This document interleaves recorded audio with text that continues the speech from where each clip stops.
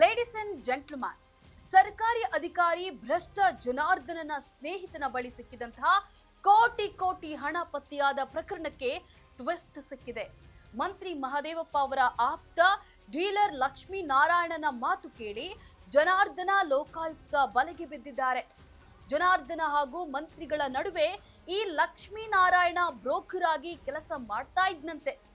ಸಮಾಜ ಕಲ್ಯಾಣ ಇಲಾಖೆಗೆ ಸಂಬಂಧಿಸಿದಂತಹ ಎಲ್ಲಾ ಟೆಂಡರ್ಗಳಲ್ಲೂ ಈ ಲಕ್ಷ್ಮೀನಾರಾಯಣ ಮೂಗು ತೂರಿಸುತ್ತಿದ್ದಾನೆ ಅನ್ನುವಂತಹ ಸ್ಫೋಟಕ ಮಾಹಿತಿ ಲೋಕಾಯುಕ್ತ ಮೂಲಗಳಿಂದ ಲಭ್ಯವಾಗಿದೆ.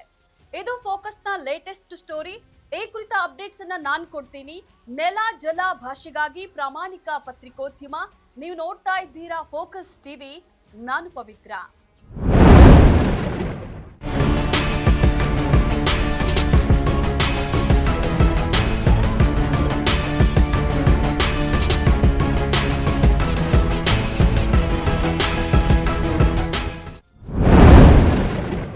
ಲೋಕಾಯುಕ್ತ ದಾಳಿ ನಡೆದು ವಾರ ಕಳೆಯುತ್ತಾ ಬಂದರೂ ಕೂಡ ಕಮಿಷನರ್ ರಾಕೇಶ್ ಕುಮಾರ್ ಇನ್ನೂ ಎಚ್ಚೆತ್ತುಕೊಂಡಿಲ್ಲ. ಜನಾರ್ದನ್ ವಿರುದ್ಧ ಯಾವುದೇ ಕ್ರಮವನ್ನ ಕೈಗೊಂಡಿಲ್ಲ. ಇಷ್ಟೆಲ್ಲ ಅಕ್ರಮ ಮಾಡಿ ಕೋಟಿ ಕೋಟಿ ಲೂಟಿಯಾದ್ರೂ ಕಮಿಷನರ್ ಮಾತ್ರ ತಮಗೂ ಇದಕ್ಕೂ ಸಂಬಂಧವೇ ಇಲ್ಲ ಅಂತ ಹೇಳಿ ಇರೋದು ಯಾಕೆ ಅನ್ನುವಂತ ಪ್ರಶ್ನೆ ಹುಟ್ಟು ಹಾಕಿದೆ. ಗುತ್ತಿಗೆದಾರರು ಹಲವು ದೂರು ನೀಡಿದ್ರು ಕೂಡ ರಾಕೇಶ್ ಕುಮಾರ್ ಸೈಲೆಂಟ್ ಆಗಿದ್ದಾರೆ. ಇದೀಗ ದಾಳಿ ನಡೆದು 1 ವಾರ ಕಳೆದ್ರೂ ಕ್ರಮಗಳಾಗಿಲ್ಲ. ಸರ್ಕಾರದ ಕಾರ್ಯದರ್ಶಿ ರಣದೀಪ್ ಅವರು ಈ ಕುರಿತು ಗಮನ ಹರಿಸಬೇಕಿದೆ.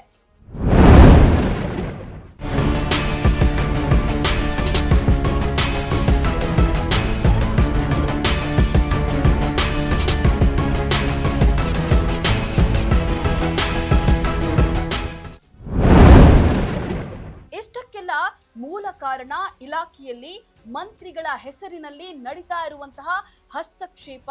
ಮಂತ್ರಿ ಮಹದೇವಪ್ಪ ಹೆಸರನ್ನ ಹೇಳ್ಕೊಂಡು ಇಲಾಖೆಗೆ ಸಂಬಂಧ ಇಲ್ಲದಂತಹ ವ್ಯಕ್ತಿಯೊಬ್ಬ ಅಧಿಕಾರಿಗಳ ಸಭೆ ನಡೆಸ್ತಾನೆ. ಅಧಿಕಾರಿಗಳಿಗೆ ಮಹದೇವಪ್ಪನವರ ಪುತ್ರ ಸಂಸದ ಬೋಸ್ ಅವರ ಹೆಸರಿನಲ್ಲಿ ಹೆದರಿಸ್ತಾನೆ ಎನ್ನುವಂತಹ ಆರೋಪಗಳು ಕೂಡ ಕೇಳಿ ಬರ್ತಾ ಇವೆ. ಒಂದೇ ಕೆಲಸದ ಟೆಂಡರ್ಗೆ ಏಕಕಾಲದಲ್ಲಿ 3-4 ವೆಂಡರ್ಗಳಿಂದ ಅಡ್ವಾನ್ಸ್ ವಸೂಲಿ ಮಾಡಿ ಪರ್ಸೆಂಟೇಜ್ ಅನ್ನ ಫಿಕ್ಸ್ ಮಾಡ್ತಾನೆ. ಕಾನೂನು ಬಾಹಿರವಾಗಿ ಕೆಲಸ ಮಾಡಿ ಆತ ಸೂಚಿಸಿದವರಿಗೆ ಟೆಂಡರ್ ಕೊಡಿ ಅಂತ ಹೇಳಿ ಪ್ರೆಷರ್ ಹಾಕ್ತಾನೆ ಅನ್ನುವಂತಹ ಆರೋಪ ಕೇಳಿ ಬಂದಿದೆ.